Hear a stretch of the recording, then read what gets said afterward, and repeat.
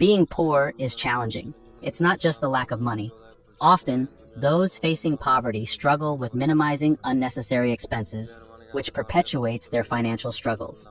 In today's video, you'll discover subtle reasons why it's expensive to be poor. Don't forget to subscribe, and let's dive in. Number 1, unexpected expenses.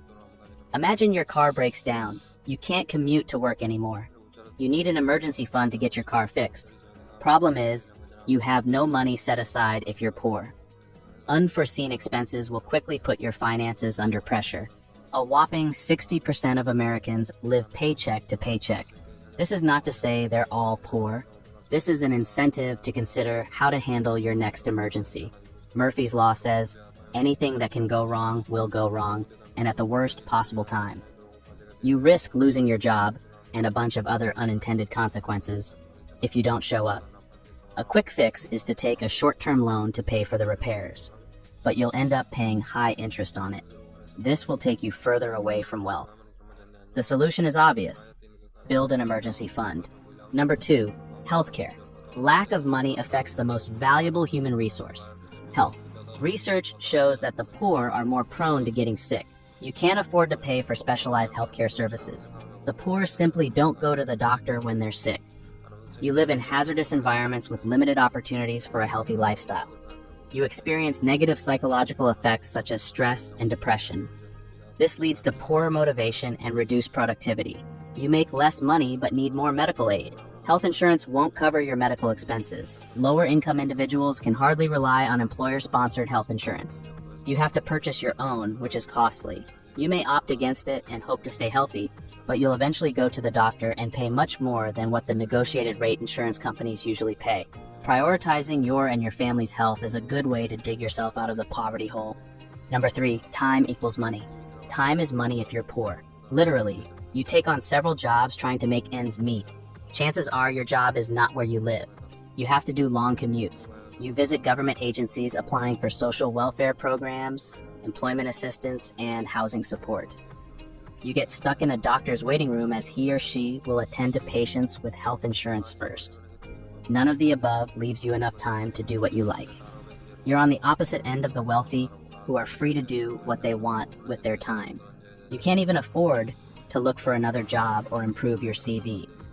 When money consumes your thoughts, you can't see new opportunities to generate income. Robert Kiyosaki explains in his book, Rich Dad, Poor Dad, that being rich is a mindset. It allows you to see opportunities others miss. You should find a way to make a bit more money. That'll be a good start to change your mindset and financial situation in the long run.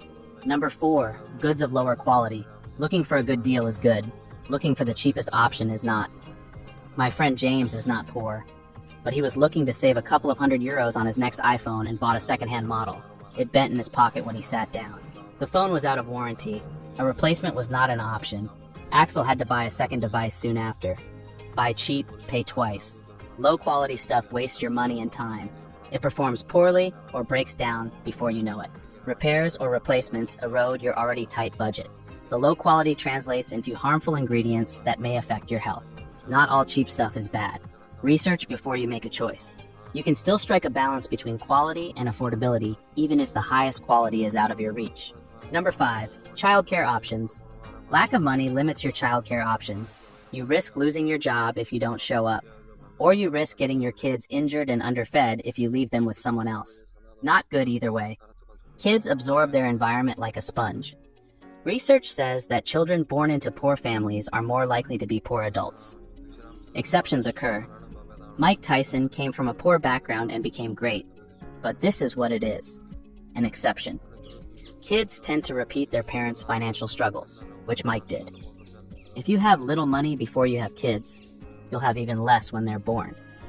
You don't want to perpetuate your financial struggles to the next generation. Set your finances in order before you continue your family. Number 6, transportation burdens. When people don't have much money, affording a good car can be tough. This means they might have to use buses or trains instead, which can take a lot longer to get places and aren't always reliable. Because of this, it's harder for them to take jobs that pay better but are farther away. If they do have a car, it might not be very reliable and could need repairs a lot, which costs money. Plus, an older car usually uses more gas, adding up to more expenses over time. This makes it difficult for people with less money to get ahead, because they're always dealing with transportation issues that keep them from reaching better opportunities. Number 7, banking penalties. People with lower incomes often face extra costs when using banks, making it harder to manage money effectively. Many banks charge a fee if your account balance drops below a certain minimum. This can be challenging for those who don't always have much money, leading to frequent charges. Accessing money can also be costly. If you can't find an ATM from your own bank, you might have to use another bank's ATM, which often charges higher fees for withdrawals. These costs add up, making it expensive just to access your own money. Without a bank account, some people must use check cashing services to get cash from their paychecks. These services charge a percentage of the check's value, which is far more expensive than depositing a check into a bank account. Furthermore, banks aren't always readily available, especially in poorer areas that might lack bank branches. This lack of access forces people to rely on less favorable financial services like payday loans. These loans have very high interest rates and can lead to a cycle of debt. Overall, these banking challenges mean that those with lower incomes end up paying more just to use their money, which makes saving and improving their financial situation even harder. Being poor isn't just a source of psychological stress. It also drains your finances and keeps you trapped in the rat race longer than necessary. The good news is that financial troubles can be temporary. You have the power to change your financial situation. Thank you for watching, and see you in the next one.